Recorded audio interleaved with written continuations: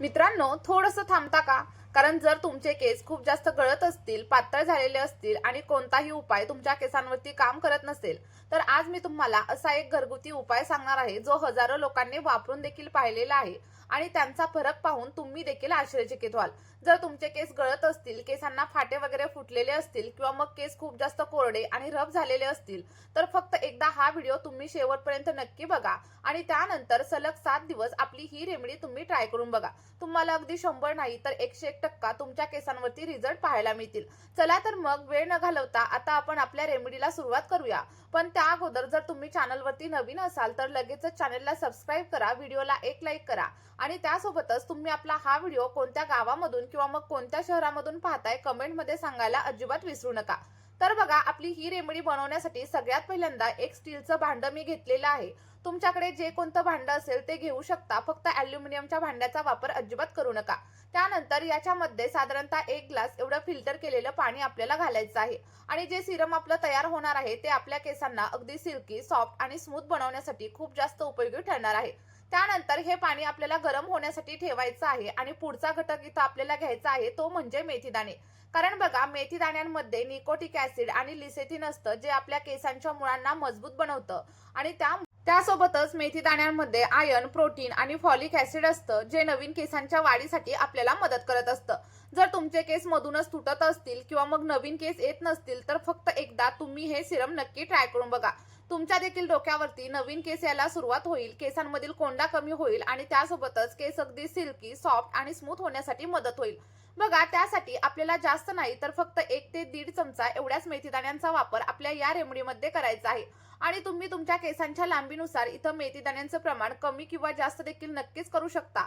मी फक्त इथं तुम्हाला अंदाज सांगते की साधारणतः 1 चमचा जरी तुम्ही मेथीदाणा घेतला तरी देखील आपल्या या रेमेडीसाठी तुम्हाला पुरेसा ठरेल. आणि तुम्ही इथं बघू शकता, आपण जे काही पाणी गरम होण्यासाठी ठेवलेलं होतं ते देखील अगदी व्यवस्थित असं उकळायला सुरुवात झालीये आणि जेव्हा पाणी उकळायला सुरुवात होईल तेव्हा तुम्हाला साधारणतः 1 ते 1.5 चमचा एवढा मेथीदाणा या पाण्यामध्ये ऍड करायचा आहे आणि मेथीदाणा ऍड केल्याच्या नंतर व्यवस्थित असं मिक्स करून घ्या आणि मिक्स केल्यानंतर साधारणतः 2 ते 3 मिनिटं आपल्याला हे पाणी आणखी एकदा व्यवस्थित असं उकळून घ्यायचं आहे, जेणेकरून मेथीदाण्यांमधील पोषक तत्व आणि जे काही न्यूट्रिएंट्स असतील ते सगळे काही आपल्या पाण्यामध्ये उतरले जातील आणि जेव्हा हे पाणी तुम्ही तुमच्या केसांवरती अप्लाय कराल तेव्हा तुमचे केस अगदी सिल्की, स्मूथ आणि शायनी दिसण्यासाठी मदत होणार आहे.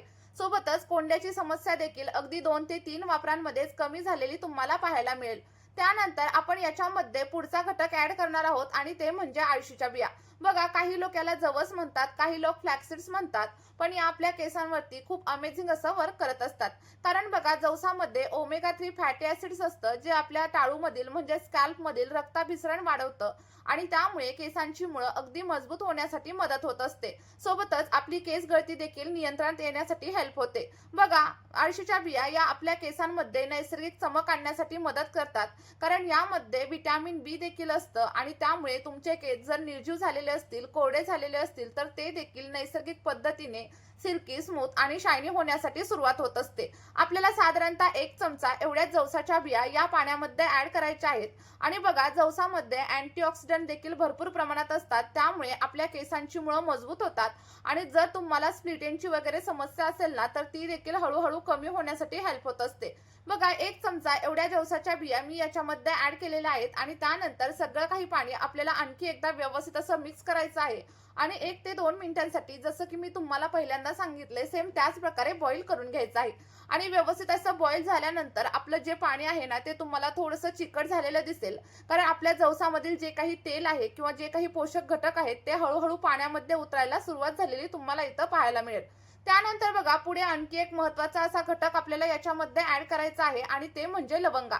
कारण लवंगांमध्ये युजनल नावाचा एक कंपाऊंड असतो, जो आपल्या स्कॅल्पमधील रक्ताभिसरण म्हणजेच ब्लड सर्क्युलेशन सुधारतो आणि तुमच्या डोक्यामध्ये कितीही जास्त प्रमाणात कोंडा असू द्या किंवा मग खाज वगैरे येत असेल ना तर ते सगळं काही कमी करण्यासाठी लवंग आपल्याला मदत करत असतात. म्हणजेच काय, तर तुमच्या केसांमध्ये कोणत्याही प्रकारचं इन्फेक्शन वगैरे झालेलं असेल ना तर ते लवंगांच्या वापरामुळे हळूहळू कमी होण्यासाठी मदत होते. आणि लक्षात ठेवा, तुम्हाला फुलं असलेल्या लवंगांचाच वापर आपल्या या रेमेडीमध्ये करायचा आहे. आणि बघा, जर तुमचे केस अकाली पांढरे वगैरे होत असतील ना तर लवंगांच्या वापरामुळे ते देखील हळूहळू काळे होण्यासाठी सुरुवात होईल. आपल्याला साधारणतः 8 ते 10 एवढ्या लवंगांचा वापर आपल्या या रेमेडीमध्ये करायचा आहे आणि लक्षात ठेवा, लवंगा ऍड केल्याच्या नंतर आपलं सगळं काही मिश्रण आपल्याला व्यवस्थित असं बॉईल करून घ्यायचंय, जेणेकरून लवंगांमधील न्यूट्रिएंट्स आपल्या पाण्यामध्ये मिक्स होतील. आणि पुढे मी तुम्हाला सांगणार आहे की या पाण्याचा वापर आपल्याला केसांवरती कशा प्रकारे करायचा आहे.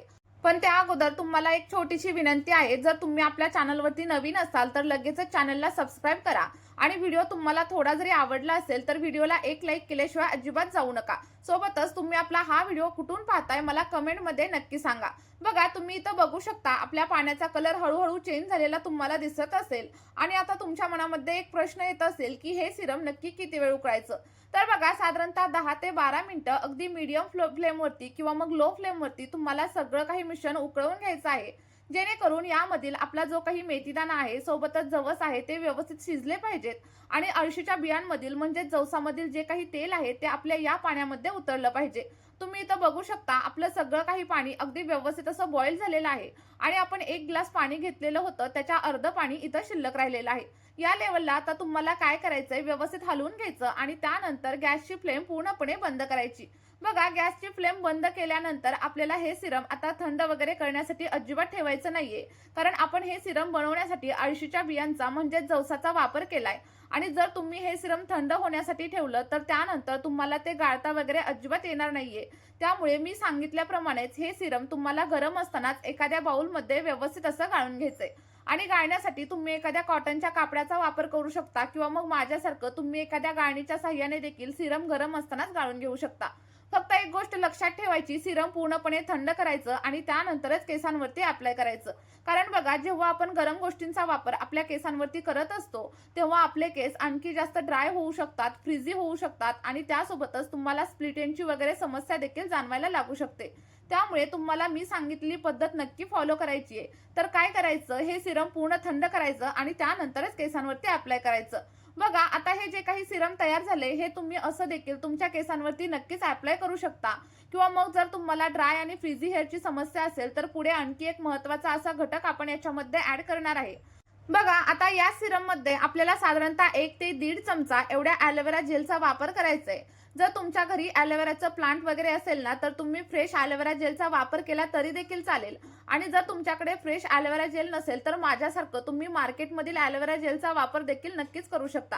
कारण ॲलोवेरा जेलमुळे आपले केस अगदी सिल्की, स्मूथ आणि शायनी होण्यासाठी मदत होते. त्यासोबतच जर तुमचा स्कॅल्प ड्राय वगैरे असेल ना तर स्कॅल्प देखील मॉइश्चराइज होण्यासाठी मदत होत असते. बघा, ॲलोवेरा जेल ऍड केल्याच्या नंतर अगदी व्यवस्थित असं सिरम आपल्याला मिक्स करून घ्यायचंय आणि त्यानंतर एकच प्रश्न पडतो की आता हे सिरम केसांवरती कशा प्रकारे अप्लाय करायचं ते देखील मी तुम्हाला पुढे सांगणारच आहे. बघा, हे तयार झालेलं सिरम तुम्ही तुमच्या केसांवरती अप्लाय करताना स्प्रे बॉटलमध्ये वगैरे अजिबात भरायचं नाहीये, कारण आपण याच्यामध्ये जवसाचा वापर केलाय आणि हे थोडंसं चिकट असतं.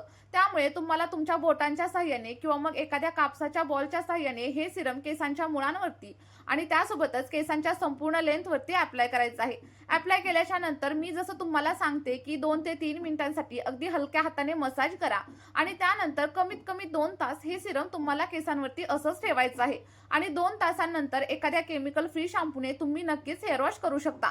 आता लक्षात ठेवा, हेअर वॉश करताना देखील तुम्हाला गरम पाण्याचा वगैरे वापर अजिबात करायचा नाहीये, तर अगदी साध्या पाण्याने किंवा मग कोमट पाण्यानेच तुम्हाला हेअर वॉश करायचा आहे. बघा, मी सांगितलेल्या सगळ्या काही टिप्स जर तुम्ही फॉलो केल्या आणि आपलं हे सिरम फक्त 1 ते 2 महिन्यांसाठी वापरून बघितलं तर तुमचे कितीही ड्राय आणि फ्रिझी असलेले केस अगदी सिल्की, सॉफ्ट आणि शायनी होण्यासाठी मदत होईल. त्यामुळे हे सिरम तुम्ही देखील नक्की ट्राय करून बघा. तुम्हाला जे काही रिझल्ट भेटतील ते कमेंटमध्ये माझ्यासोबत शेअर करायला अजिबात विसरू नका. सोबतच जर तुम्हाला या रेमेडीचा फरक जाणवला तर ही रेमेडी तुमच्या मित्र परिवारासोबत देखील नक्की शेअर करा. या व्हिडिओमध्ये इथेच थांबूया. Bye bye.